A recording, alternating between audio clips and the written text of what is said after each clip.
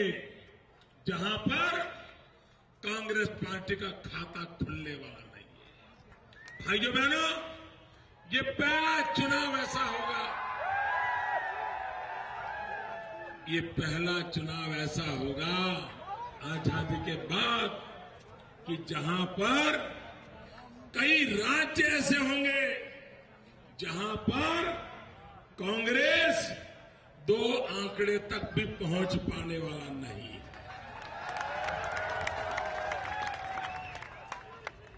80-80 सीटों वाले प्रदेश में भी कांग्रेस पार्टी 2 आंकड़े तक पहुंचने वाली नहीं है।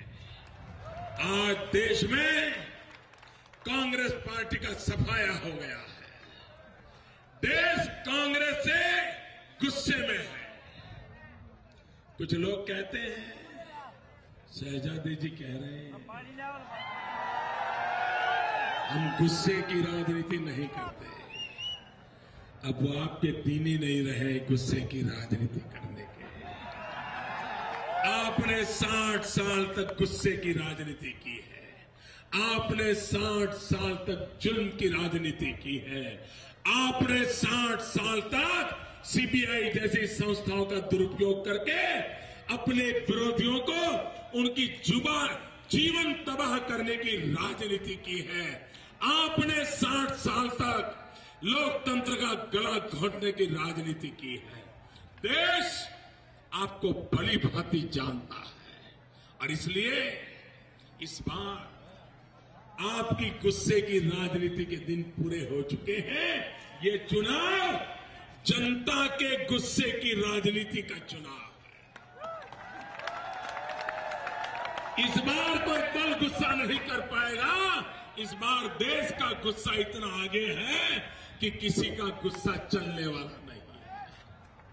और आप विवेक और मर्यादा की भाषा सिखाते हो दुनिया को। अरे शाहजादे जी जब देश के प्रधानमंत्री अमेरिका में बैठे थे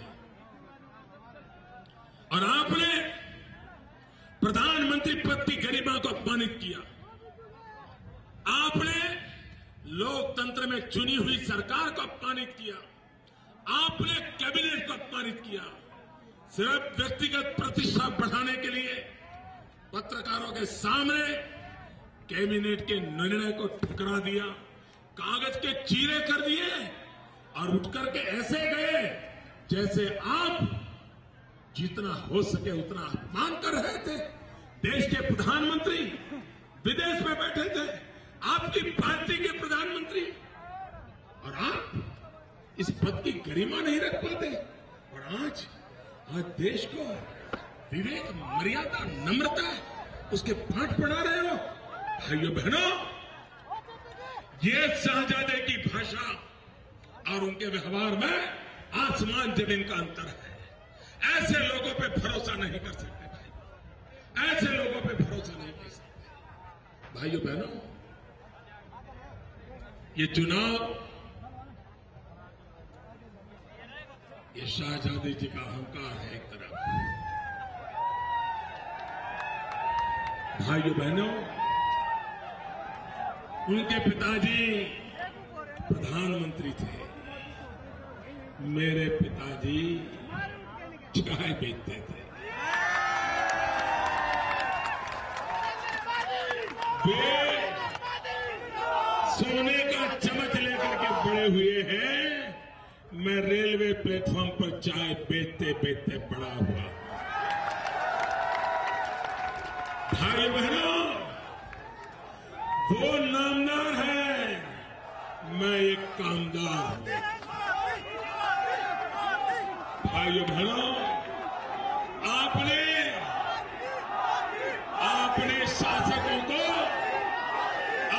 शासकों को 60 साल दिए हैं, एक सेवक को 60 महीने दीजिए मेरे भाइयों बहनों, 60। और आज दिल्ली को मजबूत सरकार की जरूरत है। दिल्ली को मजबूत सरकार की जरूरत है ताकि दुनिया की कोई ताकत हमें आंख दिखा न सके। हम किसी को आंख दिखाना नहीं चाहते, लेकिन दुनिया हमें आंख मिलाने के लिए मजबूर हो, इतनी ताकत इस देश में चाहिए।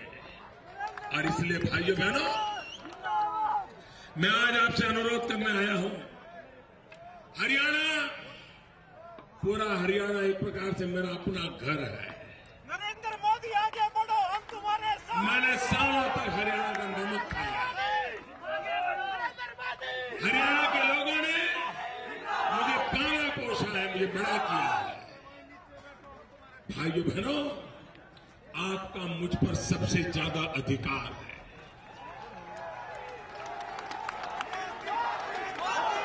और भाइयों बहनों,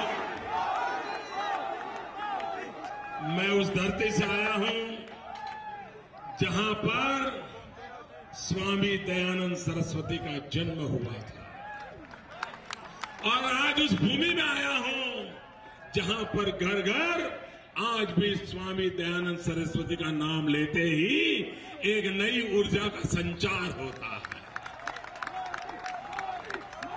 और इसलिए भाइयों बहनों, मेरा आपके साथ बहुत गहरा नाता है।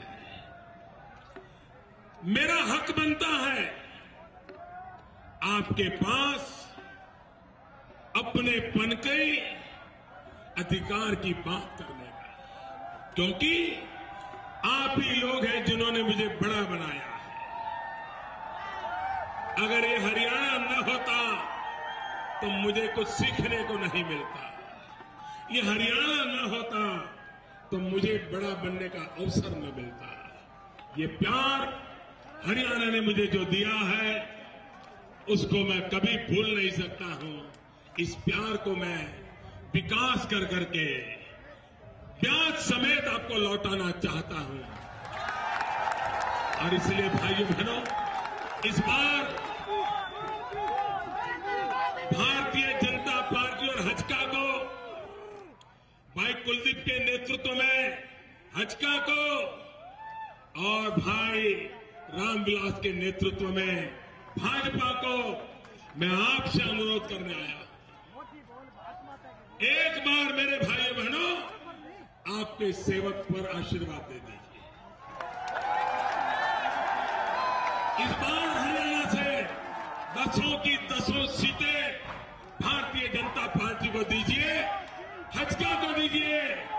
भारतीय जनता पार्टी को विजयी बनाइए। भारत माता की